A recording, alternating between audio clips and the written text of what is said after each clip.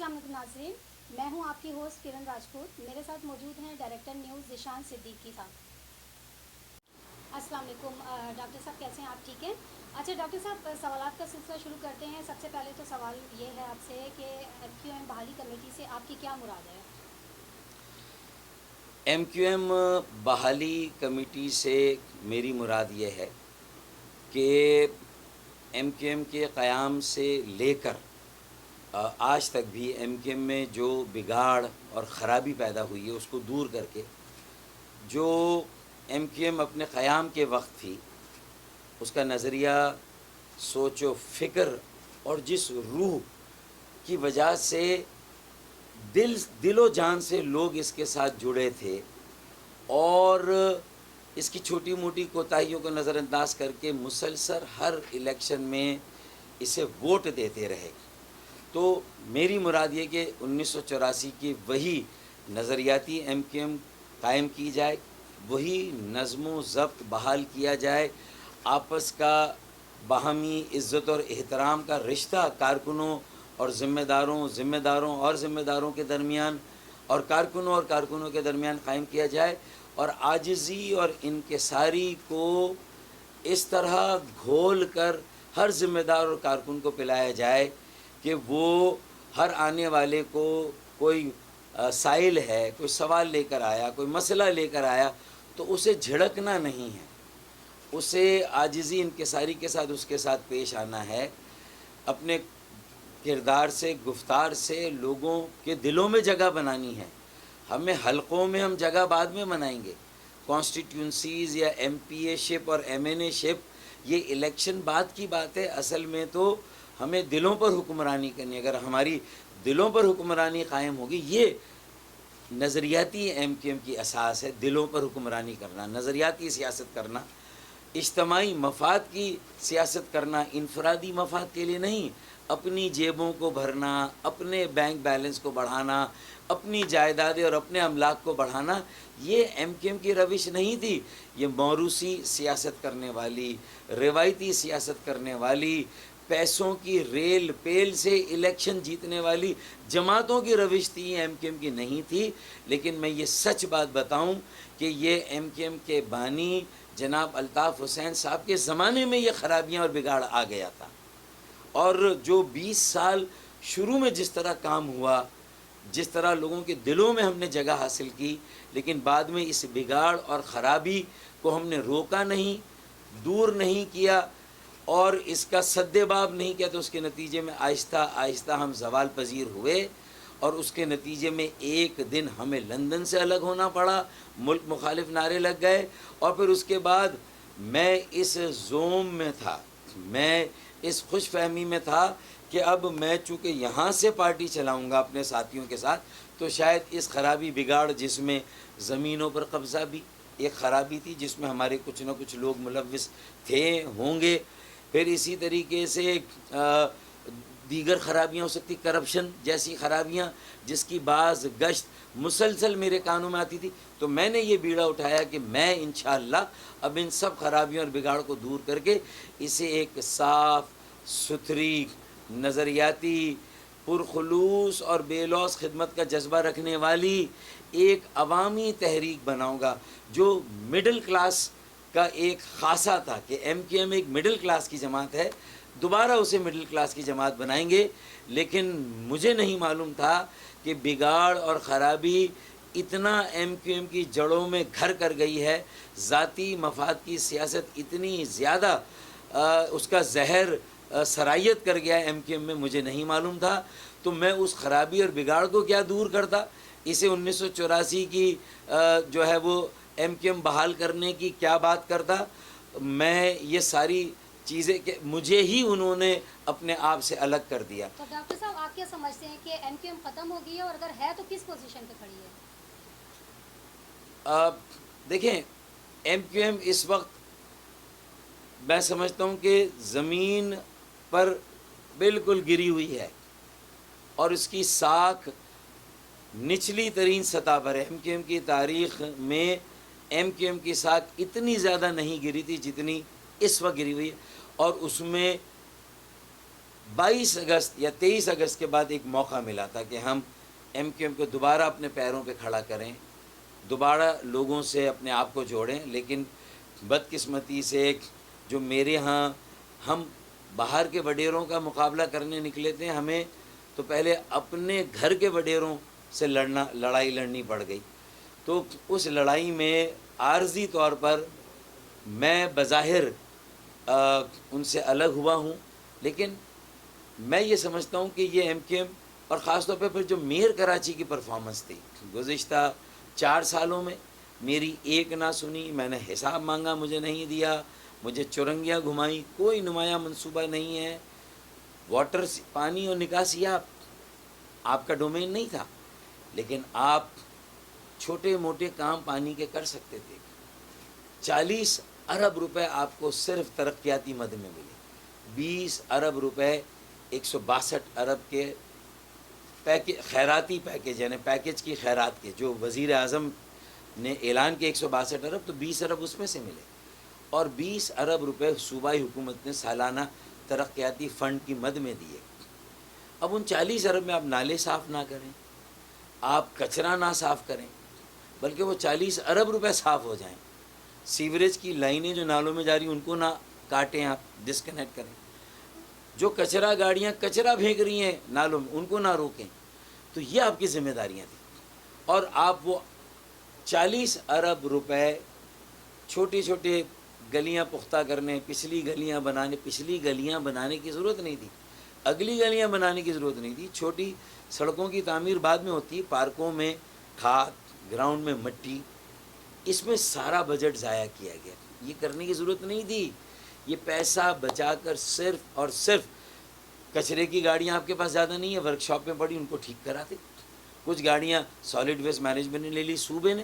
مانتا ہوں میں کہ وہ اختیار اور وہ وسائل نہیں تھے، میرے پاس بھی وہ اختیار اور وسائل نہیں تھے جب میں میئر تھا. تو میرے دور کو اور وسیم اختر کے دور کو کمپیئر کریں تو میرے دور میں کچرا اٹھتا تھا، نالے صاف ہوتے تھے، اور بہت بارشیں اس زمانے میں بھی ہوئیں، لیکن کراچی کبھی اس طرح نہیں ڈوبا جس طرح. ٹھیک ہے غیر معمولی بارشیں ہوئیں، لیکن اس کا بندوبست کہاں کیا؟ آپ خود اپنے عمل سے بتا رہے ہیں کہ آپ نے مارچ کے مہینے میں نالے صاف کرنے کے ٹینڈر نہیں دیے، بلکہ جون میں دیے. اور جون کے اینڈ میں جب ٹینڈر آپ نے دے دیا اور 1 جولائی کو آپ ناصر شاہ کے ساتھ نکلتے ہیں کہ اب نالے صاف ہوں گے، تو 3 جولائی کو تو بارشیں شروع ہو گئیں. نالوں کے ٹینڈر مارچ میں دیے جاتے ہیں، اپریل میں ٹھیکہ دے دیا جاتا ہے، مئی اور جون میں نالے صاف ہو جاتے ہیں، اور جولائی میں آپ چھت پر جا کر بارشوں کو انجوائے کریں. نہ نالے بھریں، نہ ہنگ لگے، نہ پھٹکری اور رنگ چوکھا، سانپ بھی مر جائے لاٹھی بھی نہ ٹوٹے. آسان حل موجود ہے. لیکن اگر آپ ایم کیو ایم کو اس طرح تباہ برباد کریں گے، اور اس کے بعد پہلے اختیارات کی ٹرک کی بتی کے پیچھے لگایا، اب جب خود ناکام ہو گئے اپنا، اور پھر اگر آپ نے اب اختیارات کا رونا، یہ ٹرک کی بتی ہے یا نہیں ہے، لوگوں کو اسی کے پیچھے لگایا. اگر اختیارات کا رونا تھا تو 3 سال کے بعد استعفیٰ دے کر واپس آ جاتے، 10 دن کا دھرنا دیتے، احتجاج کرتے، مظاہرے کرتے، وزیر اعلیٰ ہاؤس پر جا کے بیٹھتے. 2500 کونسلروں کی یو سی چیئرمین کی فوج ظفر موج بیٹھتی وہاں پر جا کے. فاروق ستار بھی آپ کو جوائن کرتے، مصطفیٰ کمال بھی شاید آپ کو جوائن کرتے، اور پوری کراچی آپ کے پیچھے آتی اختیارات لینے کے لیے. لیکن آپ نے تو ایسا کوئی عمل نہیں کیا، اور چوتھے سال بھی رونا روتے رہے، یہاں تک کہ ایک آئینی ادارے اور ریاستی ادارے کے سربراہ chief justice supreme court of Pakistan آپ کو کہتے ہیں آپ کب ہماری جان چھوڑ رہے ہیں. اس سے زیادہ ذلت اور رسوائی ایم کیو ایم کی نہیں ہوئی. پھر اسی میئر کے ساتھ ریلی نکالی جاتی ہے، اب صوبہ بنائیں گے. اگر صوبہ بن گیا اور اس کا اختیار آپ کو مل گیا اور اس کے وسائل مل گئے، تو آپ کو جو وسائل 40 ارب کے ملے اس میں آپ نے کراچی کا کچھ نہیں کیا. تو اگر 200-300 ارب آپ کو صوبے کے مل گئے تو اس میں آپ کیا کر لیں گے کراچی کا؟ تو آپ نے اپنی کارکردگی ناقص ترین، نااہلی، یعنی کہ اس سے زیادہ جو ہے وہ، پھر اس میں کیا لوگ کرپشن ہی کا گمان ہوگا، لوگ کہیں گے کہ اس میں کرپشن ہوئی ہے، اور اس کی بھی بازگشت سنائی دیتی ہے. الزامات ہر طرح کے ہیں، ان کی تحقیقات ہو رہی ہے نہیں ہو رہی میرے علم میں نہیں ہے، ادارے تحقیقات کر رہے ہوں گے. اور اس پر کارروائی ہوگی اگر تحقیقات ہوئی ہے تو. لیکن 40 ارب کا حساب میں نے مانگا، مجھے نہیں دیا. اس وقت 10 ارب تھے، آپ نے مجھے نہیں دیا. آج 40 ارب کا حساب کسی نہ کسی کو تو آپ کو دینا ہوگا. مجھے نہ دیں، نیب آپ سے شاید نہ پوچھے مجھے نہیں معلوم، لیکن کراچی کے عوام بہت دل برداشتہ ہیں. وہ اب پتنگ کے پیچھے اگر ایسے عناصر چھپے ہوئے جو قبضہ گیر ہیں، جنہوں نے تنظیم پر قبضہ کیا، جنہوں نے بلدیاتی وسائل پر قبضہ کیا، اس کا ناجائز استعمال کیا اور کراچی والوں کو تباہ برباد کیا، اور جو پیکج مانگا اس میں بھی وہ منصوبے نہیں دیے. نہ آپ نے مانگے نہ پی ٹی آئی نے دیے. دونوں کی سیاسی بصیرت میں وہ منصوبے نہیں تھے کہ 65 کروڑ گیلن اضافی یومیہ پانی اب کراچی کو چاہیے. اور 2008 میں یہ منصوبہ ہم نے بنا کر دیا تھا پیپلز پارٹی کو، اور ہم نے 2008 کے بعد یہ منصوبہ ہم چھوڑ کر گئے تھے. تو نہ پیپلز پارٹی نے اس پر کام کیا، نہ یہ 4 سالوں سے ایم کیو ایم نے اس کو پش کیا، نہ پی ٹی آئی نے کیا. تینوں تو نہ ایک اضافی بوند پانی نہیں ملا. تو اس کی ذمہ داری آپ پر بھی آئے گی.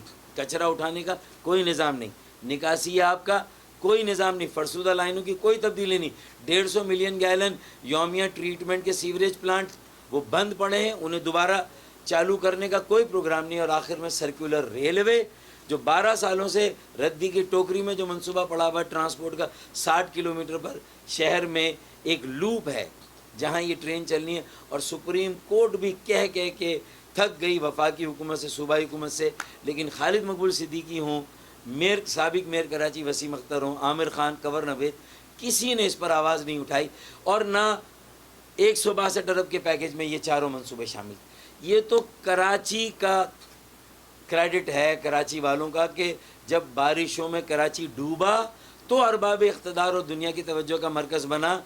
آرمی کے چیف بھی آئے، وزیر اعظم بھی آئے، 5 گھنٹے کے لیے آئے وزیر اعظم آئے، اور پہلی مرتبہ کیا 162 ارب کہاں اور 1100 ارب کہاں. لیکن اس 1100 ارب میں بھی ترتیب ٹھیک نہیں ہے، منصوبوں کا سلیکشن ٹھیک نہیں ہے، اس پر بھی کوئی نہیں بول رہا. پھر 1100 ارب خرچ ہو گئے، کرے گا کون؟ اگر یہ ایم کیو ایم کی قیادت کرے گی تو کیا نتیجہ؟ جنہوں نے نالے صاف نہیں کیے، کچرے صاف نہیں کیے، وہ 1100 ارب کا کیا کریں گے؟ پھر صوبائی حکومت جس نے پہلے ہی سارے اختیارات اور وسائل جو ہے وہ غصب کر لیے، ان سے آپ کیا توقع کریں گے؟ تو ان ساری باتوں کا حل چاہیے، صرف 1100 ارب کا نہیں بلکہ ان ساری باتوں کا حل ہونا چاہیے. یہ میرا مدعا ہے. میں معذرت چاہتا ہوں، میں نے تفصیلی جواب دیے، لیکن آپ کے بہت سارے ذیلی ضمنی سوالات کے جواب بھی میرے خیال میں میری ان ساری باتوں میں آ گئے. ڈاکٹر صاحب، بحیثیت سربراہ پاکستان تنظیم بحالی کمیٹی ایم کیو ایم پاکستان، آپ اپنے آپ کو کس حد تک کامیاب سمجھتے ہیں؟ جیسا کہ آپ نے پچھلے انٹرویو میں کہا تھا، ہم جو ایم کیو ایم بہادرآباد ٹولے سے واپس لے کر نوجوان نسل کو دیں گے، تو اس میں آپ کس حد تک کامیاب ہیں؟ دیکھیں، میری پہلی کامیابی تو یہ ہے کہ اللہ تعالیٰ کے فضل و کرم سے یہ بلیسنگ ان ڈسگائز ہوئی کہ میں ان سے الگ ہوا. اگر میں بھی خالد مقبول کی طرح ڈمی سربراہ بن کے وہاں بیٹھا رہتا تو آج خالد مقبول بھائی ہوں، عامر خان ہوں، کنور نوید ہوں یا وسیم اختر ہو، یہ شاید عوام میں لوگ جو لیاقت آباد کی گلیاں، محلے، F C area, F B area, Nazimabad, north Karachi, new Karachi, یہ ہمارے گڑھ ہوا کرتے ہیں، یہ ہمارے قلعے تھے.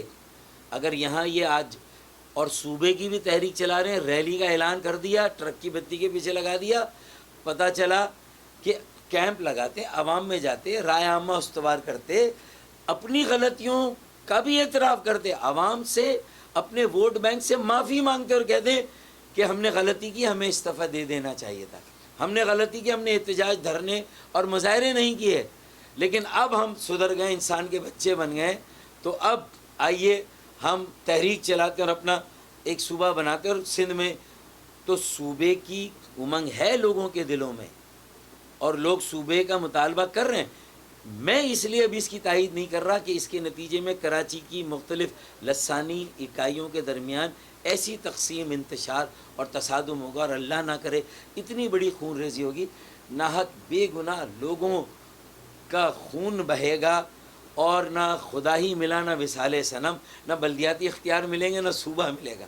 تو کم از کم اگر 1100 ارب کا اعلان ہوا ہے، 140 کی میری پٹیشن وہاں ہے، آرٹیکل 160 میں نے مطالبہ کیا ہے کہ براہ راست شہروں کو، کراچی کو، لاہور، پشاور، کوئٹہ کو، سب کو فنڈز ملے، چھوٹے بڑے شہروں کو ملے. تو یہ حجت پہلے پوری کر لیں 3 سال میں، اور جو میں نے منصوبے سارے دیے ان پر عمل درآمد کرا لیں، ایک نوجوان تحریک قائم کرے، اور ہم اس بات کا ہم اپنی انا کو ایک طرف رکھیں، کون سربراہ کون نہیں، آئیں جو آپ بات کر رہے ہیں، جو آپ نے سوال پوچھا، انٹرا پارٹی الیکشن کراتے ہیں اور اس میں 65% ایم کیو ایم کی رابطہ کمیٹی میں نئے لوگوں کو لاتے ہیں جن کی عمریں 35 سال سے کم ہوں، نئی قیادت، نئے لوگ، ایماندار، دیانتدار، اعلیٰ ظرف، خاندانی، پرخلوص اور بے لوث خدمت کا جذبہ رکھتے ہوں، اور پیسوں کی چمک دمک سے ان کا ایمان اور قدم نہ ڈگمگاتا ہو، ایسے لوگوں کو آگے لائیں، انہیں موقع دیں۔ اور بلدیاتی انتخابات میں بھی جو آپ نے مجھ سے کہا کہ میری کیا تیاری ہے، میں نے 2 سالوں میں دن اور رات جامعات میں، تعلیمی درسگاہوں میں، کراچی اور حیدرآباد اور سندھ میں جہاں ممکن ہوا، وہاں کی جو غیر سرکاری نوجوانوں کی تنظیمیں ہیں، محلہ کمیٹیاں، فلاحی سماجی تنظیمیں، برادریاں، ان کے ساتھ میں نے اپنا جو ہے وہ بھرپور رابطہ قائم کیا ہے، اور ان کے ساتھ مل کر اگر ایم کیو ایم مجھے ملی تو پھر امید کرتا ہوں کہ سندھ ہائی کورٹ یا کارکنان مجھے ایم کیو ایم واپس دیں، میرے لیے نہیں، میں انٹرا پارٹی الیکشن کرا کے نئی رابطہ کمیٹی لاؤں گا، اور بلدیاتی انتخابات میں 65% امیدوار 35 سال سے کم عمر کے ہوں گے، یو سی چیئرمین، اور میئر بھی انشاءاللہ تعالیٰ اگلا کراچی اور حیدرآباد کا 35 سال سے کم عمر کا ہوگا۔ اسی طرح انشاءاللہ اور جو باقی 35% ہے وہ 35 سال سے بڑی عمر کے ہوں گے، ان کا تجربہ ہوگا، اور نئے میئر اور اس کی نوجوان کونسل کا جذبہ، ولولہ، توانائی، پیشن، وگر، ڈائنامزم، اور اس کے ساتھ ساتھ ویژن کے ساتھ ساتھ انوویشن۔ دیکھیے ویژن کے ساتھ انوویشن اگر آج ساتھ نہیں ہے، جدت، بصیرت کے ساتھ، جدت کے بغیر نہ کراچی کو آگے لے جا سکتے ہیں، نہ پاکستان آگے جا سکتا ہے۔ اگر کراچی میں انشاءاللہ حیدرآباد میں یہ تجربہ کامیاب ہوا اور 35 سال سے کم عمر کے لوگ، ہر زبان بولنے والا پاکستانی جو کراچی میں رہتا ہے، ہر علاقے کا پاکستانی جو کراچی میں رہتا ہے، وہ سب مل کر انشاءاللہ تعالیٰ ایک نوجوان کونسل کو منتخب کریں گے، اور ان کی اکثریت نوجوانوں پر اور جوانوں پر مشتمل ہوگی، میئر بھی 35 سال سے کم عمر کا ہوگا۔ تو مجھے امید ہے کہ اس طرح ہم کراچی کی تمام اکائیوں کو بھی آپس میں جوڑ لیں گے، اس بہانے سے، بلدیاتی انتخابات کے بہانے سے، اور ایم کیو ایم کے انٹرا پارٹی الیکشن کے بہانے سے ہر زبان بولنے والے کی نمائندگی ہو جائے گی، اور اس طرح یہ ایم کیو ایم اور یہ سیاسی عمل صحیح معنوں میں کثیر الجہتی، کثیر الاکائی، کثیر اللسانی، کثیر القومیتی اور کثیر الثقافتی ہو جائے گا، اور جو ڈائیورسٹی جسے کہتے ہیں یونٹی ان ڈائیورسٹی، کہ اس کثیر الجہتی ہے، اس میں ہم ایک یکجہتی اور اتحاد قائم کریں گے، اور یہی کراچی کا، سندھ کا اور پاکستان کا مستقبل ہے۔ مجھے امید ہے کہ میری یہ بات نوجوانوں میں بہت تیزی سے قبول کی جا رہی ہے، مقبول ہو رہی ہے، برادریوں میں، لوگوں میں، اور اگر مجھے ایم کیو ایم نہ بھی ملی، انٹرا پارٹی الیکشن میں نہ کرا سکا، نئی قیادت نہ سکی، تو جو سول سوسائٹی ہے، جو یوتھ تنظیمیں ہیں، جن کے ساتھ میں محلہ کمیٹیاں، جو کہ پڑھے لکھے لوگ ہیں، سلجھے ہوئے، سمجھدار، خاندانی اچھے لوگ ہیں، ان کے ساتھ مل کے، جو ایم کیو ایم کے نظریاتی لوگ ہیں، ہم سب مل کر، جو میرے ساتھ کھڑے ہیں، ہم مل کر انشاءاللہ حق پرست 20 کے نام سے ایچ پی، کیونکہ ہمارا جو سفر تھا عوامی خدمت کا، عوامی سیاست کا، 84 میں شروع ہوا، تو یہ، اور جب میں 86 میں بلدیاتی انتخابات میں، 87 میں ہم کامیاب ہوئے، 88 میں میں میئر بنا، تو اس وقت بھی یہی صورتحال تھی۔ انشاءاللہ ہم دوبارہ سے اس وقت ہم حق پرست گروپ کے نام سے لڑے تھے، سیڑھی نشان تھا، پتنگ ہمارا نشان نہیں تھا، تو حق پرست 20، ایچ پی 20 کا مطلب ہے یہ جو زندگی کو خطرہ ہے کووڈ-19 سے، تو ہر کووڈ-19 کا مقابلہ ایچ پی 20 کرے گی، اس کووڈ-19 کا بھی، سیاست کے کووڈ-19 کا بھی، معاشرت کے، معیشت کے کووڈ-19 کا بھی، اور اس کے ساتھ ساتھ انشاءاللہ جو میری تنظیم میں، جو ایم کیو ایم میں کووڈ-19 ہے، اس کا مقابلہ بھی یہ ایچ پی 20 کرے گی انشاءاللہ۔ ڈاکٹر صاحب یہ بتائیے گا کہ آپ ہی کے بیان کے مطابق ناکام کارکردگی چھپانے والے جو ہیں آج الگ صوبے کا مطالبہ کیسے کر رہے ہیں؟ تو سر کچھ عرصہ پہلے، اختیارات کی جنگ سے پہلے آپ نے بھی یہ مطالبہ کئی دفعہ کیا تھا، تو اس وقت میں اور آج کے تقاضے میں کیا فرق دیکھتے ہیں آپ؟ دیکھیں، اس وقت جب میں نے بھی یہ بات کی تھی، تو میں نے یہ بات جب کی تھی تو یہ بلدیاتی ہمیں اختیارات بلدیاتی ادارے ہمیں ملے تھے، اور میں نے اونٹ کے پاؤں پالنے میں دیکھ لیے تھے کہ یہ اپنی نااہلی، اپنی بدترین کارکردگی کے بعد یہ مطالبہ کرنا اپنی گری ہوئی ساکھ کو بحال کرنے کی ناکام کوشش ہے. یہ لوگوں کے دلوں میں جو آپ نے اعتماد کھو دیا ہے اسے بحال کرنے کی ناکام کوشش ہے، اور پھر ووٹ بینک کو گمراہ کرنے کی کوشش ہے، پھر پتنگ کے نام پر لوگوں کو جذباتی کر کے دوبارہ سے ووٹ لے کر پھر وسائل اور جو تھوڑا بہت اختیار ہو اس کو ناجائز اپنے ذاتی مقاصد کے استعمال کرنے کی سازش ہے. لوگ سمجھ گئے، ان کے چہرے بے نقاب ہو گئے. اب وہ پتنگ کے نام پر بھی آنکھ بند کر کے ووٹ نہیں دیں گے، بلکہ دیکھیں گے جو لوگ پتنگ کے ساتھ جڑے ہوئے تھے آج ان کا کیا اشر ہوا، آج کراچی کا کیا اشر ہوا، ووٹ بینک کے ساتھ کیا سلوک ہوا ہے. اگر پیپلز پارٹی نے سوتیلی ماں سے بدتر سلوک کیا تو آپ نے بھی کوئی اپنوں جیسا سلوک نہیں کیا. اپنوں کا ووٹ اپنوں کے لیے، اس کی کیا لاج رکھی ہے یہ لوگوں کو پتہ ہے. اپنوں کا ٹکٹ کن اپنوں کے لیے جو بالکل آپ کے اپنے تھے، آپ کے غلط کاموں میں آپ کے ساتھ شریک تھے، وہ آپ کے اپنے. آپ کا ووٹ بینک آپ کا اپنا نہیں، آپ نے اسے اتنا سا بھی اپنایا نہیں اور اس کا اتنا سا بھی خیال نہیں رکھا. تو میرے خیال میں لوگ سمجھتے ہیں کہ اب تصویر بڑی واضح ہو گئی ہے. اب ایم کیو ایم کے جو سینئر جو مخلص لوگ ہیں وہ یہ محسوس کر رہے ہیں کہ فاروق ستار بھائی لوگوں کو جوڑ سکتے ہیں، تنظیم بحالی کمیٹی کے سربراہ یہ کام کر سکتے ہیں. میں نے اسی لیے 42ویں اے پی ایم ایس او کے یوم تاسیس پہ خالد مقبول کو دعوت دی کہ آؤ میرے ساتھ کھڑے ہو جاؤ، مت پرواہ کرو ان کی، تم اس لاٹ میں بہتر ہو، تم ایماندار ہو، تم پر کرپشن کے کوئی چارجز نہیں، تم نے کوئی جائیدادیں، املاک، بینک اکاؤنٹ، پراپرٹیاں، فیکٹریاں ملے میری طرح تم نے بھی کچھ نہیں بنایا ہے. تو یہ لوگوں کو پتہ ہے.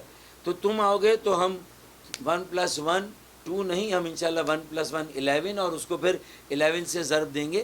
ہماری ایک بڑی طاقت ہے. پھر مصطفیٰ کمال کو بھی سمجھائیں گے کہ بھئی 1.5 انچ کی مسجد کا کوئی فائدہ نہیں ہے، تم بھی 1.25 لاکھ کا ووٹ بینک لے کے یہاں آؤ. تو اس طرح ہم کوئی آزاد گروپ بنائیں، نہ تمہاری جو ہے وہ ڈولفن، نہ تمہاری پتنگ.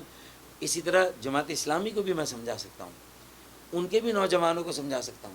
اور کراچی کے جو پیپلز پارٹی والے ہیں، آج راشد ربانی وینٹیلیٹر پر ہے، کووڈ اللہ تعالیٰ اس کو صحت عطا کرے، شفایاب کرے، لیکن اس کے جیسے جو سیاسی کارکن ہیں، سہیل آبدی ہیں یا کیپٹن وسیع ہیں جو ڈسٹرکٹ سینٹرل میں نے جنہوں نے مجھے جوائن کیا، اور اس طرح کے لوگ ہیں، میں ان سب کو دعوت دیتا ہوں کہ آئیں کراچی کو اون کریں.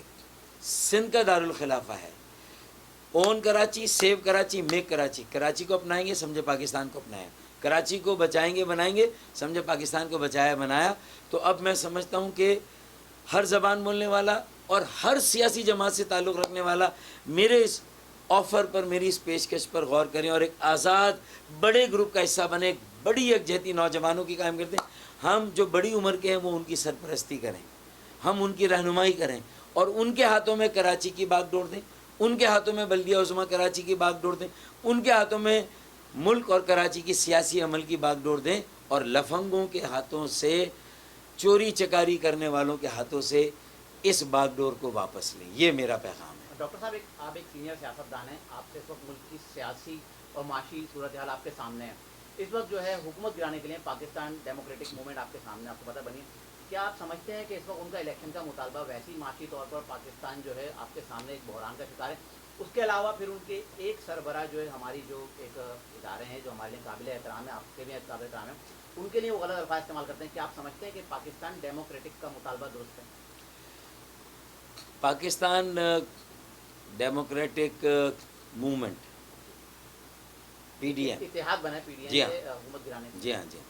اچھا جی، اب میں یہ سمجھتا ہوں کہ وہ خود ماضی میں جا کر اپنی بصیرت پر سوال کریں کہ جب یہی ساری بات، جب ایم کیو ایم تنہے تنہا تمام اس کے مخالفین اور اس کے خلاف جو کچھ بھی غلط ہوا، دیکھیں ایم کیو ایم میں اگر کرمنلز تھے تو کبھی بھی کم از کم مجھ جیسے لوگوں نے ان کو سپورٹ نہیں کیا، اور ہمیشہ اپنے ریاستی اداروں کے ساتھ تعاون کیا اور کہا کہ آپ نشاندہی کریں، ہم ایسے لوگوں کو پارٹی سے بھی نکالیں گے اور ان کا جو بھی جرم ہے اگر انہیں گرفتار کیا جاتا ہے تو ہم ان کے لیے کوئی بیان نہیں دیں گے.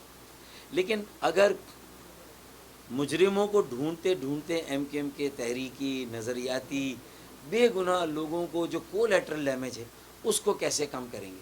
اسی لیے ہم نے کہا گریوانس ریڈریسل کمیٹی بنائی جو نواز شریف نے نہیں بنائی. تو آج آپ اپنی گریوانسز کی اور اپنی تکالیف کی اور جو آپ کے ساتھ ناانصافی اور زیادتی ہو رہی، میں مانتا ہوں آپ کے ساتھ بھی زیادتی اور ناانصافی ہو رہی، میں اس بات پہ اخلاقی طور پر بہت ساری باتوں پہ آپ کو سپورٹ کرتا ہوں، لیکن آپ کی بصیرت پر میرا سوال ہے. اور یہ تیسرا تجربہ ہے آپ کو. حکومت 2 مرتبہ تو آپ نے 90 میں حکومتیں چھوڑی، اس کے بعد مشرف صاحب نے آپ کو تیسری مرتبہ اقتدار سے باہر کیا، اور یہ چوتھی مرتبہ پھر کوئی دیکھیں جمہوریت بحال ہوئی، 10 سال اس کو مکمل ہوئے، یہ تیسرا. لیکن ان 10 سالوں میں بھی 4 وزیر اعظم رہے. نواز شریف کا آدھا دور تھا، پھر آدھا شاہد خاقان عباسی، اور اس سے پہلے پیپلز پارٹی یوسف رضا گیلانی کا آدھا دور تھا، اس کے بعد آدھا کس کا تھا؟ راجہ پرویز اشرف کا. تو اس کا مطلب یہ ہے کہ یہ 10 سالوں میں بھی آپ کو عقل نہیں آئی تھی، اور آپ نے ایم کیو ایم کے ساتھ جو ناجائز ہو رہا تھا، جو غلط ہو رہا تھا، اس کے جو لاپتہ افراد تھے، جو مسنگ پرسن ہیں، جو بے گناہ جیلوں میں ہیں، جو 11 مارچ کا 90 کا کیس ہے اس میں 26 افراد نہ ان کا کیس چلتا ہے، نہ گواہی ان کے گواہ پیش کیے جا رہے ہیں، نہ ان کو ضمانت ہے. 5 پاکستان کی تاریخ کا ایک مقدمہ بتا دیں، چاہے وہ ATC میں ہو، یعنی دہشت گردی کی عدالت میں کیوں نہ ہو، ایک مقدمہ بتا دیں جو 5 سال تک نہ چلا ہو اور اس کے ملزموں کو گرفتار کر کے 5 سالوں سے جیلوں میں رکھا گیا ہو اور انہیں ضمانت بھی نہ دی جائے. تو اس پر کبھی نواز شریف بولے، اس پر کبھی آصف زرداری، بلاول بھٹو یا پیپلز. تو اس کا مطلب یہ ہے کہ چڈ بھی میری پڈ بھی میری، یہ کیسے ہو سکتا ہے کہ جہاں ظلم ہو، کھلی ناانصافی ہو، وہاں بات نہ کرے. جب آپ کے مفادات، تو پھر لوگوں کا یہ تاثر ہے کہ چونکہ اب نیب کے مقدمات میں ذرا شدت آ رہی ہے، اب آپ کے گرد گرہ کو تنگ کیا جا رہا ہے، تو آپ نے ریاستی اداروں پر بھی آپ راشن پانی لے کے چڑھ گئے. کل جب ایم کیو ایم کو ریاستی اداروں سے شکوہ تھا تو آپ انڈورس کرتے تھے. دیکھیں نا، آپ کی حکومت میں تو یہ آپریشن ہو رہا تھا جو کہ ہم نے جس کا مطالبہ کیا. لیکن اگر وہ مجرموں کے خلاف ہوتا، جن کے خلاف ثبوت تھے، جن کے خلاف پرسیپشن تھا کہ ہاں یہ لوگ ملوث ہو سکتے ہیں زمینوں کے قبضے میں یا کسی طرح کے کرائم میں، اور پھر صرف ایم کیو ایم کے لوگ نہیں، ANP کے بھی لوگوں پر الزامات تھے، ان کے خلاف بھی FIR تھیں. پیپلز پارٹی کے عزیر بلوچ کے خلاف تو GIT آج بھی جو ہے وہ کہیں نہ کہیں شیلف میں رکھی گئی ہے. تو لیکن بلدیہ ٹاؤن فیکٹری کی GIT آتے ہی اس کا فیصلہ بھی ہو گیا، اور ہم نے بھی کہا چلیں آ گیا تو ہم بھی کہتے ہیں کہ تبہن کرہن ہم نے بھی اس کو مان لیا. لیکن پھر یہ سلیکٹو جسٹس ہے، اور یہ جسٹس ہے بھی نہیں. اللہ کرے اس میں انصاف کے تقاضے پورے کیے گئے ہوں. تو پھر عزیر بلوچ کی GIT اور وہ الزامات جس میں ایم کیو ایم کے بھی کارکنوں کو جو ہے وہ قتل کیا گیا، شہید کیا گیا، تو ایم کیو ایم کو قتل کرنے، ایم کیو ایم کے کارکنوں کو شہید اور قتل کرنے والے لوگوں کے خلاف کب مقدمات چلیں گے، اور ان کے جو ان شہداء کے اہل خانہ کو اور ان شہیدوں کو کب انصاف ملے گا؟ تو اس کا مطلب یہ ہے کہ آپ یہ کون فیصلہ کر رہا ہے کہ بھئی ایم کیو ایم کے اوپر الزام ہے تو جو اس کے مخالف ہیں انہیں تو کہیں انصاف دیا جائے، یا جو ایم کیو ایم سے اگر متاثر ہوئے، مان لیتے ہیں کہ متاثر ہوئے، تو انہیں تو انصاف دیا جائے، لیکن جہاں ایم کیو ایم کے لوگ متاثر ہوئے ان کے ساتھ انصاف کب ہوگا؟ وہ اب تک نہیں ہوا. تو نواز شریف PDM میں ہمارے بھی شہداء کے قاتلوں کی گرفتاری اور ان کے خلاف بھی جو ہے وہ سزا کا مطالبہ کریں، اور تو یہ نظر آئے گا کہ وہ ان کی بصیرت سب کے لیے ہے، ان کا انصاف، ان کا مطالبہ سب کے لیے ہے، صرف اپنے مفادات کے لیے نہیں. تو میرے خیال میں ہمارے لیے تو دونوں طرف ایک ہی بات ہے. آج PTI بھی ہمارے بازیاب ایم کیو ایم نے مطالبہ کیا تھا نا خالد مقبول نے، اور اس کے بدلے میں کیا لیا؟ وزارتیں، اس کے بدلے میں کیا لیا؟ مراتیں، اس کے بدلے میں کیا لیا؟ مفادات. تو یہ ساری چیزیں تو آپ نے لے لی، لیکن نہ مسنگ پرسن بازیاب ہیں، نہ 11 مارچ کے 26 اس کے علاوہ بھی ہیں. لیکن 11 مارچ کا 5 سالوں سے مقدمہ 2015 سے آج تک چلا نہیں، فیصلہ نہیں ہوا، نہ ضمانتیں ملی. تو آپ نے کیا کیا؟ تو اس کا مطلب یہ ہے کہ اگر آپ نے بھی ایم کیو ایم کی سیاست کو چند افراد کی غلامی میں یا گروی رکھ دیا چند افراد کے مفادات، تو آپ میں اور پیپلز پارٹی اور پی ٹی آئی میں کیا فرق ہے؟ تو مطلب عوام جو ہے وہ پس رہے ہیں، کارکنان قربانیاں دیتے ہیں اور چند افراد اس کے مزے اڑاتے ہیں۔ اگر ایم کیو ایم کے بانی کے زمانے میں یہ حالات ہو گئے تھے جس کے نتیجے میں 22 اگست ہو گئی، تو پھر اس کے بعد بھی اگر وہی بگاڑ اور وہی خرابیاں ہیں تو پھر آگے لوگوں کو کیا امید ہوگی ایم کیو ایم سے بھی؟ اسی لیے اب نئے لوگوں کو اور نئی ٹیم اور نئی قیادت کو لانا ہے، اور اس کے لیے میں سرگرم عمل تو ہوں۔ ڈاکٹر صاحب آپ لوگوں کی اسی آپسی لڑائی میں اور آپ لوگوں کے آپسی لڑائی اور اختیارات کی جنگ کی جو دوڑ ہے، اس کے اندر جو اردو بولنے والا پس رہا ہے، تو وہ آپ اس کو کس دوراہے پر دیکھتے ہیں، یا آپ اس کا ذمہ دار کس کو سمجھتے ہیں؟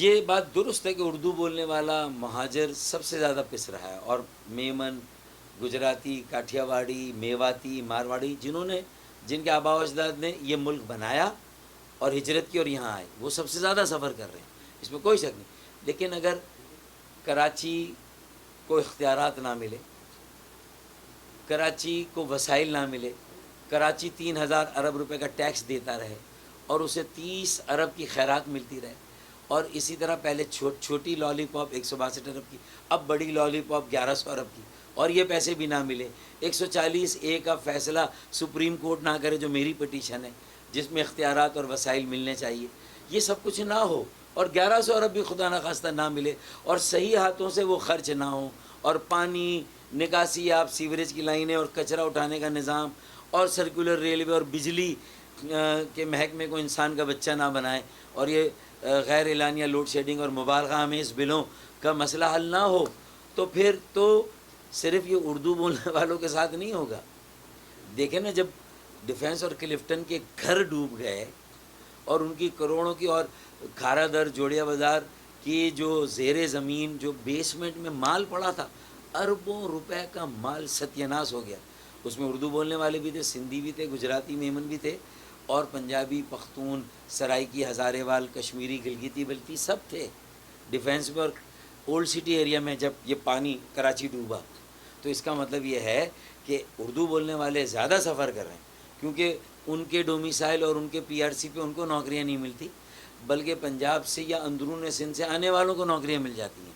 یہ المیہ ان کا ہے، کوٹا سسٹم ختم ہو گیا آئینی طور پر، لیکن آج بھی اس پر عمل درآمد ہو رہا ہے، تو میرٹ پہ تو نہ داخلے مل رہے ہیں نہ نوکریاں مل رہی ہیں، تو اس کا مطلب وہ تو پس رہے ہیں۔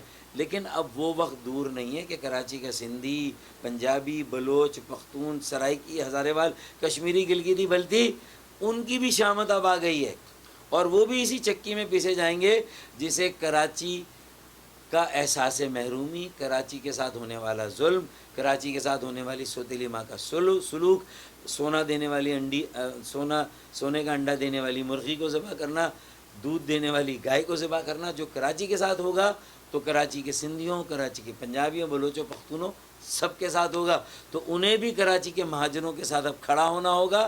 اور اسی لیے میں نے کہا کہ اب اگر 1100 ارب نہیں ملتے، اب سالانہ 300 ارب نہیں ملتے، اب بحریہ ٹاؤن کا وہ جو 500 ارب جو سپریم کورٹ نے کہا ہے کہ بحریہ ٹاؤن والے دیں گے، وہ اگر کراچی کو یہ پیسے سارے اگر کراچی کو اس کا حق اب نہیں ملتا، تو پھر جو سندھی، پنجابی، پختون، انہیں بھی کراچی کے مہاجروں کے ساتھ کھڑے ہو کے اپنے صوبے کی تحریک چلانی ہوگی۔ اور ہاں، 3 سال کے بعد یہ موقع ہوگا کہ جب کراچی کے سندھی اور پختون بھی کراچی کے مہاجروں اور اردو بولنے والوں کے ساتھ مل کے یہ تحریک چلائیں، وہ وقت ہوگا کہ جب آپس میں لڑنے کی بجائے، کراچی کو جنگ و جدل کا میدان بنانے کی بجائے، غلط فہمیاں اور بدگمانیوں میں ہو کر ایک دوسرے کا گریبان پکڑنے کی بجائے، ایک دوسرے کا خون بہانے کی بجائے، ایک دوسرے کے ساتھ دیکھیں، لاڑکانہ، نواب شاہ اور سندھ کا مقدمہ خود مختاری کا، وہ ہم اپنے سندھی بھائیوں کے ساتھ لڑیں گے، پنجاب کے خلاف بھی، اسلام آباد کے خلاف بھی، مرکز کے خلاف بھی۔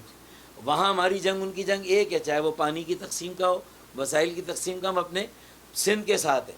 سندھ ہماری دھرتی ماں ہے، لیکن اس سندھ دھرتی ماں کا حصہ کراچی بھی ہے، تو کراچی میں مہاجروں کے ساتھ جو کچھ ہوا ہے، اب کراچی کے جو دیگر زبان بولنے والے ہیں ان کے ساتھ بھی، بھائی پانی اگر 65 کروڑ گیلن آئے گا تو صرف اردو بولنے والے تھوڑی پئیں گے، سب پئیں گے.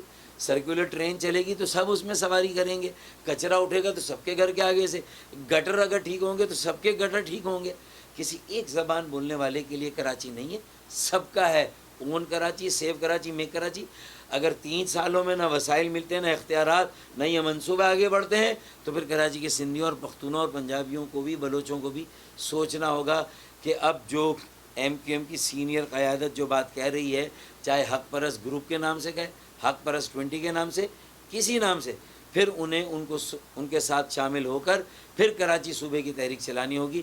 آج شاید اس کا وقت نہیں ہے. ڈاکٹر صاحب، اس وقت ملک میں جو ہے فرقہ واریت اور قوم پرستی کی آپ کو پتہ ہوا دی جا رہی ہے، خصوصاً سندھ میں جو ہے اردو بولنے والے اور سندھی کے درمیان ایک صوبے کے نام پہ. اس کے علاوہ فرقہ واریت آپ کے سامنے ہے، اس کو آپ کس طرح دیکھتے ہیں؟ میں یہ سمجھتا ہوں کہ یہ جو فرقہ واریت کو ہوا دی جا رہی ہے تو اس کا اکھاڑا بھی کراچی کو بنایا جائے گا، یعنی شیعہ سنی فساد کرا کے، بھائی سے بھائی کو لڑا کے. اور دوسرا لسانی منافرت کو بھی ہوا دی جا رہی ہے، اور سندھی بولنے والے اور اردو بولنے والوں کو، مہاجروں کو بھی، سندھیوں کو بھی آپس میں لڑانے کی سازش. تو یہ جو میں آپ کو نشاندہی کر رہا تھا کہ یہ سب آخر میں جا کے ایک ہو جائیں گے. کراچی کا سندھی، کراچی کا پختون اور کراچی کے شیعہ سنی ایک ہیں، اور یہ ایک ہو جائیں گے اپنے حقوق کے لیے. تو یہ 1100 ارب کا اعلان ہوا ہے. اب ان 1100 ارب روپوں کو لینا، صحیح ہاتھوں سے خرچ کرانا، ان بڑے منصوبوں کو مکمل کرانا، اور اسی طرح اپنے بلدیاتی اختیارات حاصل کرنا، یہ ساری چیزوں کے لیے یہ ساری لسانی اکائیاں، مسلکی اکائیاں ایک ہو رہی تھی. اور ایم کیو ایم نے تو 1984 سے شیعہ سنی فسادات کو ہمیشہ کے لیے ختم کر دیا تھا، لیکن یہ دوبارہ کرا کے تاکہ یہ لڑائیاں ہو جائیں. اور فاروق ستار بھائی کی جو کوششیں ہیں سب کو باہم شیر و شکر کرنے کی، شیر و بکری ایک گھاٹ پانی اس طرح پیے کہ پتہ نہ چلے کہ کون شیر ہے کون بکری ہے. ہم سب ایک ہیں، سب بھائی ہیں، سب مل کر کراچی کا حق لیں، اور کراچی کو ایشیا کا اور پھر دنیا کا، پہلے جنوبی ایشیا اور دنیا کا ترقی یافتہ، تعلیم یافتہ شہر بنائیں. اس کا موقع ہے. اور کراچی والے اگر اون کراچی، سیو کراچی، میک کراچی، میری اس دعوت پر لبیک کہیں گے اور آ جائیں گے ہر زبان بولنے والے. اور ہر یو سی میں جہاں پنجابی بولنے والے علاقے میں پنجابی یو سی کا چیئرمین، جہاں اردو بولنے والے 50-50 ہیں، 50% اردو بولنے والے، 50% غیر اردو بولنے والے، تو کہیں پر اردو بولنے والا یو سی چیئرمین، اور 50% میں سے کہیں پر غیر اردو بولے، یعنی وہ 50% اردو بولنے والی آبادی بھی اس بات کو کہے کہ ہاں پختون بھائی اس علاقے سے یو سی چیئرمین ہوگا، سندھی بھائی ہوگا. یہ جذبے کی ضرورت ہے، ورنہ نہ خدا ہی ملا، نہ وصال صنم، کچھ بھی ہاتھ نہیں آئے گا، نہ صوبہ، نہ بلدیاتی اختیارات. اور 20 سال کے لیے کراچی بیروت بنے گا. اللہ نہ کرے. یہ میری جو کام کی باتیں ہیں اگر اس کو میرے اردو بولنے والوں کو بھی سمجھنا ہے وہ بھی سمجھیں گے، لیکن اس سے زیادہ سندھی بولنے والے، پشتو بولنے والے، بلوچی بولنے والے، پنجابی، ہزارے وال اور سرائکی، کشمیری، گلگتی بلتی، ان سب کو میری ان باتوں کو سمجھنا ہے. ڈاکٹر صاحب یہ بتائیے گا کہ ان سارے حالات میں آپ اپنی سیاست کو کس مقام پر دیکھ رہے ہیں، اور آخر میں ایک میسج بھی دیجیے گا تمام جماعتوں کے لیے، آپ کیا کہنا چاہیں گے؟ میری سیاست کی کامیابی میرے ضمیر کا اطمینان ہے. ایم این اے شپ ہو نہ ہو، کسی پارٹی کی سربراہی ہو نہ ہو، وسائل نہ ہوں تو شاید اتنی بڑی ریلی یا اس سے بڑی ریلی اگر میرے پاس اتنے وسائل ہوں جو ایم کیو ایم پاکستان کے پاس تھے، اس بدترین کارکردگی، ناقص ترین، ناکام ترین کارکردگی کے بعد یہ اخلاقی جرت کہ صوبے کی تحریک چلائیں اور لوگوں کو سڑکوں پر لائیں. حشر دیکھ لیا. بدترین ریلی تھی ایم کیو ایم کی تاریخ کی جو انہوں نے نکالی. اس سے بڑی ریلی میری تھی جو لیاقت آباد میں نے 5 فروری کے بعد نکالی تھی، جہاں لوگ ہزاروں کی تعداد میں آئے تھے، یا چند ہزار بھی، میں اس کی تعداد نہیں بتا سکتا، لیکن لوگوں نے دیکھا کہ کروڑوں روپے خرچ کرنے کے بعد کیسی ریلی نکلی اور حیدرآباد میں کیا حال تھا. یہ اور پیپلز پارٹی کی ریلی بھی پھر کیا ریلی تھی. تو اس کا مطلب اگر اسے ریلی کہتے ہیں کروڑوں روپے خرچ کرنے کے بعد، تو پھر چلو بھر پانی میں ڈوب مرنا چاہیے اگر ہماری قیادتوں کو ان ریلیوں پر اطمینان. میرے پاس ذرا سے وسائل آئیں گے انشاءاللہ، ذرا سا انشاءاللہ مجھے اسپیس اور موقع ملے گا، تو آپ دیکھیں کہ عوامی ریلا ہوگا، وہ ریلیاں نہیں ہوں گی. وہ پھر ان ریلیوں کو اس طرح خس و خاشاک کی طرح بہا کر لے جائے گی کہ ان کا نام اور نشان نہیں ہوگا. نوجوانوں کی تحریک اور یکجہتی اور انقلاب آئے گا، اور وہی اصل عوامی طاقت ہوگی انشاءاللہ تعالی، جو کراچی کا مستقبل ہے. اور اسی میں ہماری بقا اور سلامتی کی ضمانت ہے، کراچی کی، کراچی والوں کی اور پاکستان کی، جو میں دے رہا ہوں. تو میری کامیابی کا پیمانہ میرے ضمیر کا اطمینان ہے. کسی بھی ووٹ بینک میں آج لیاقت آباد کہ بلاک 5 اور 6 میں چلے جائیں، جہاں یہ 4 سال میں پانی نہیں دے سکے، وہاں میرے جو سیکٹر اور ٹاؤن انچارج عمر بھائی اور ان کے ساتھ جو نائب ہے شہزاد بھائی، انہوں نے اپنی مدد آپ کے تحت وہاں لائنیں ڈلوا کر، جو خراب لائنیں، آج میں اس علاقے کا دورہ بھی کرنے جا رہا ہوں، لیاقت آباد سیکٹر 5 اور 6 کا، وہاں پانی دیا. تو یہ بے لوث اور پرخلوص خدمت کا جذبہ ہے کہ ہمیں اجتماعی مفاد کو ساتھ لے کے چلنا ہے. تو آج کنور نوید اور خالد مقبول کیا اپنی مدد آپ کے تحت، وہ وہاں کے ایم این اے خالد مقبول بھائی اور کنور نوید بھائی ایم پی ہیں، ایم پی اے، تو انہوں نے کتنا کام کیا وہاں پر. تو یہ میں صرف ایک علاقے کا کمپیریزن آپ کو دے رہا ہوں. تو میری کامیابی کا پیمانہ میرے ضمیر کا اطمینان ہے. میں نے اصولوں پہ کمپرومائز نہیں کیا. ڈمی سربراہ بن کر میں یہ جو ایم کیو ایم پاکستان ہے، میں اس میں اللہ تعالیٰ نے مجھے اسے الگ کر دیا تاکہ یہ توق میری گردن میں نہیں آ رہا ان کی بدترین کارکردگی کا. یہ خالد مقبول سربراہ نے اس بات کو قبول کیا کہ ڈمی سربراہ بن کے رہیں. 4 سیٹیں قومی اسمبلی میں، 15 جو ہے وہ 12-13 سیٹیں صوبائی اسمبلی میں، ان پر قناعت کی، اور اس پر جو پرفارمنس میئر کراچی کی اور سارے ڈسٹرکٹ چیئرمینوں کی، تو یہ ان کو مبارک ہو بھائی. اگر اسے کامیابی کہتے ہیں، یہ ناکام ترین کارکردگی کو کامیابی کہتے ہیں، تو پھر میرا ان سے کوئی میل، ان سے کوئی جوڑ نہیں ہے، کوئی ان سے کمپیریزن نہیں ہے. عوام فیصلہ کریں گے کہ سربراہ ہونا کامیابی ہے، ایم این اے بننا کامیابی ہے، یا نظریاتی اجتماعی مفاد کی سیاست کرنا، اصولی سیاست کرنا، وہی ایم کیو ایم بحال کرانا، اس کی جدوجہد کرنا، یہ کامیابی ہے. لوگ فیصلہ کریں گے. کچھ دیر کی خاموشی ہے پھر شور آئے گا. کچھ دیر کی خاموشی ہے پھر شور آئے گا. تمہارا صرف وقت آیا ہے، ہمارا دور آئے گا. پاکستان زندہ باد. میں نے کہا اس کو آپ جو کسی بھی ووٹ بینک میں آج لیاقت آباد کہ بلاک 5 اور 6 میں چلے جائیں، جہاں یہ 4 سال میں پانی نہیں دے سکے، وہاں میرے جو سیکٹر اور ٹاؤن انچارج عمر بھائی اور ان کے ساتھ جو نائب ہے شہزاد بھائی، انہوں نے اپنی مدد آپ کے تحت وہاں لائنیں ڈلوا کر، جو خراب لائنیں، آج میں اس علاقے کا دورہ بھی کرنے جا رہا ہوں، لیاقت آباد سیکٹر 5 اور 6 کا، وہاں پانی دیا. تو یہ بے لوث اور پرخلوص خدمت کا جذبہ ہے کہ ہمیں اجتماعی مفاد کو ساتھ لے کے چلنا ہے. تو آج کنور نوید اور خالد مقبول کیا اپنی مدد آپ کے تحت، وہ وہاں کے ایم این اے خالد مقبول بھائی اور کنور نوید بھائی ایم پی ہیں، ایم پی اے، تو انہوں نے کتنا کام کیا وہاں پر. تو یہ میں صرف ایک علاقے کا کمپیریزن آپ کو دے رہا ہوں. تو میری کامیابی کا پیمانہ میرے ضمیر کا اطمینان ہے. میں نے اصولوں پہ کمپرومائز نہیں کیا. ڈمی سربراہ بن کر میں یہ جو ایم کیو ایم پاکستان ہے، میں اس میں اللہ تعالیٰ نے مجھے اسے الگ کر دیا تاکہ یہ توق میری گردن میں نہیں آ رہا ان کی بدترین کارکردگی کا. یہ خالد مقبول سربراہ نے اس بات کو قبول کیا کہ ڈمی سربراہ بن کے رہیں. 4 سیٹیں قومی اسمبلی میں، 15 جو ہے وہ 12-13 سیٹیں صوبائی اسمبلی میں، ان پر قناعت کی، اور اس پر جو پرفارمنس میئر کراچی کی اور سارے ڈسٹرکٹ چیئرمینوں کی، تو یہ ان کو مبارک ہو بھائی. اگر اسے کامیابی کہتے ہیں، یہ ناکام ترین کارکردگی کو کامیابی کہتے ہیں، تو پھر میرا ان سے کوئی میل، ان سے کوئی جوڑ نہیں ہے، کوئی ان سے کمپیریزن نہیں ہے. عوام فیصلہ کریں گے کہ سربراہ ہونا کامیابی ہے، ایم این اے بننا کامیابی ہے، یا نظریاتی اجتماعی مفاد کی سیاست کرنا، اصولی سیاست کرنا، وہی ایم کیو ایم بحال کرانا، اس کی جدوجہد کرنا، یہ کامیابی ہے. لوگ فیصلہ کریں گے. کچھ دیر کی خاموشی ہے پھر شور آئے گا.